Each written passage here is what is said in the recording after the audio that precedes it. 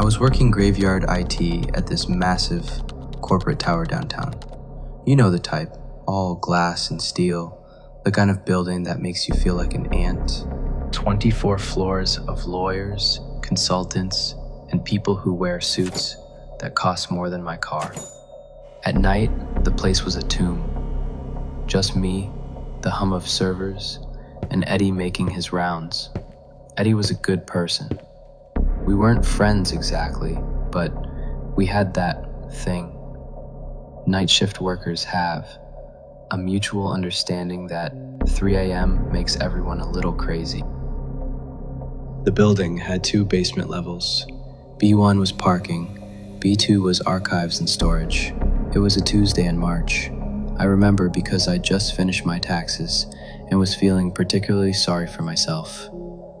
Around 2:30, I was up on 22 dealing with a server migration when my stomach started doing backflips. Too much coffee or stress, I needed an antacid, and I knew there was a first aid kit in the supply closet down in B2. So I hit the elevator, punched B2, leaned against the wall and closed my eyes, listening to that familiar mechanical hum. Then the elevator lurched, not hard, just a little hiccup, like it had second thoughts about where it was going. I looked at the panel. The numbers were wrong.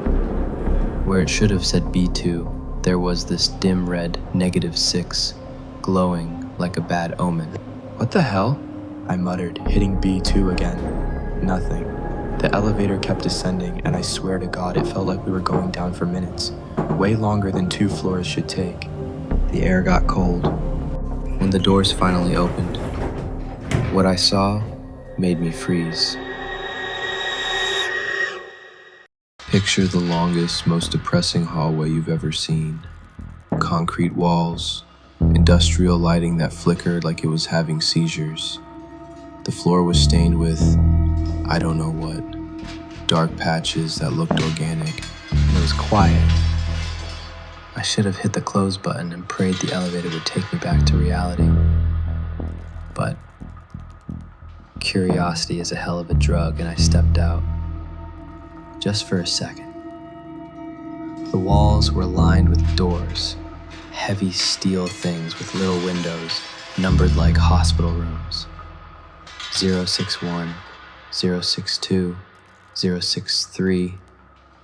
Most were closed, but one, 061, was hanging open. Inside was a room that made no sense.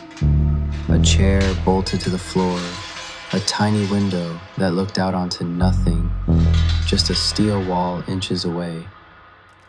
And on a metal table in the corner, under a single flickering bulb,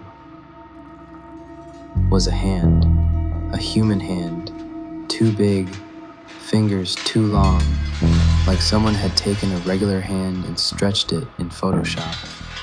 That's when I heard the footsteps. Heavy and angry footsteps. I spun around, but the hallway was empty. The footsteps kept coming, echoing off the walls, and then the lights started going out. One by one, I ran, full sprint back to that elevator, hammering the close button like my life depended on it, which, looking back, it probably did. Just before the doors shut, I saw it. Walking toward me from the darkness was a person, sort of. It moved like a person anyway, but its face, Jesus, its face was just skin. Smooth, unbroken skin, where eyes and a mouth should be, like someone had erased its features with a cosmic eraser. Somehow, without eyes, I knew it was looking right at me. The doors closed, the elevator climbed. When they opened again, I was on B2, surrounded by filing cabinets and the blessed sound of fluorescent lights. I went straight to Eddie. He took one look at me like I had 2 heads. I told him everything. The -6 button, the hallway, the room, the thing with no face. He listened without interrupting, which I appreciated. You sure you weren't just overtired? Been pulling a lot of doubles lately. Eddie, I'm telling you. Because that elevator's been down all night. Had to lock it out around 10. Maintenance issue. I stared at the screen. He was right. The timestamp showed the elevator offline since 10:17 p.m. But and look, he rewound the footage. There I was, working on 22. There was me heading toward the elevator, and then nothing. No footage of me getting on, no record of the elevator moving. According to the cameras, I'd never left the 22nd floor. I went home early that night. Couldn't concentrate, kept thinking about that hand, about the thing in the hallway. 3 days later, Eddie didn't show up for work. They found his badge on the floor by the elevator. All of his belongings were still there, even his beloved coffee thermos. The cameras showed him making his rounds, heading toward the elevator bank around 3:30 a.m., and then static, 30 seconds of dead air, and when the feed came back, he was gone. The elevator log showed something interesting though. At 3:33 a.m., there was an entry, destination -6. They never found Eddie. The investigation went nowhere. Company brass brought out the usual suspects. Personal problems, financial troubles. Maybe he just decided to disappear. But I knew better. I quit the next week. Since this incident, I avoid elevators when I can. I take the stairs, even if it's 20 floors.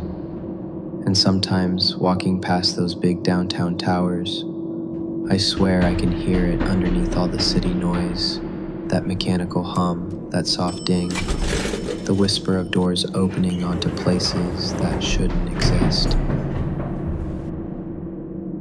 I think about Eddie a lot. Wonder if he's still down there in that impossible hallway. Wonder if that thing with no face found him. Wonder if it's still looking for me. If you have enjoyed the video, please like and subscribe for more stories. Until next time.